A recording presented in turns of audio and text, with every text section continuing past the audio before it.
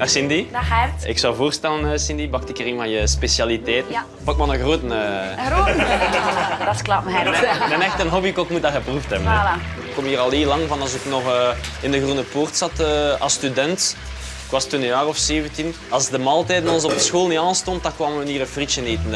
En voor mij ook, ik vind dat is een dagdagelijkse omgeving. Ik vind dat heel belangrijk. Ik haal daar veel inspiratie uit. En wat dat eigenlijk in? Dat zijn eigenlijk iets gastronomisch brengen, iets mooi brengen, maar met eenvoudige producten. Hè. Gelijk een aardappel, gehakt. En dat eigenlijk toch opwaarderen tot iets anders, tot iets top. Allee, voilà, hè. Cindy, smakelijk, hè? Smakelijk. Merci. Een pakje friet, de Belgische streetfood bij uitstek, is een perfect voorbeeld van hoe je met goedkope ingrediënten iets lekkers kan klaarmaken. Als je de kneepjes van het vak kent. Eigenlijk de beste aardappel voor een frietje mee te maken, dat is een bentje, een jong bentje. Hè. Een oude aardappel, die zetmelen worden omgezet tot suiker. Het zijn die suikers dat karamelliseren. Dus soms zie je dat zo als je bij mensen zijn, zo van die donkerbruine frieten.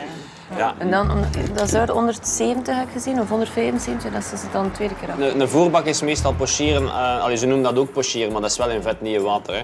140, 150 en dan een afbak zo 160, 170, ook niet te hoog. Hè.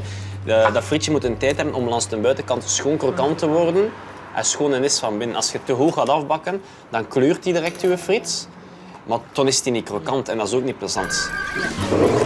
Naast frieten wil Gert nog 6 andere aardappelbereidingen laten zien die je in een frituurpan kan klaarmaken. Kijk, dat zijn echt de alimetjes dat, hè. Julienneke zei het. Ja, nee, ietsje zwaarder. Ietsje zwaarder, ja. Ik wou er laten zien dat ze met die ene frietpot dat ze meer kon doen dan alleen maar een frietje maken. Hè. De mogelijkheden van aardappel, dat is oneindig. Ik heb dat zelfs nog gebruikt in een koffiegarnituur. Deze smakelijke kubus is een pombatai. Klassiek gezien is dat 4 cm op 4 centimeter. Ja. Gert serveert zijn chips flinterdun.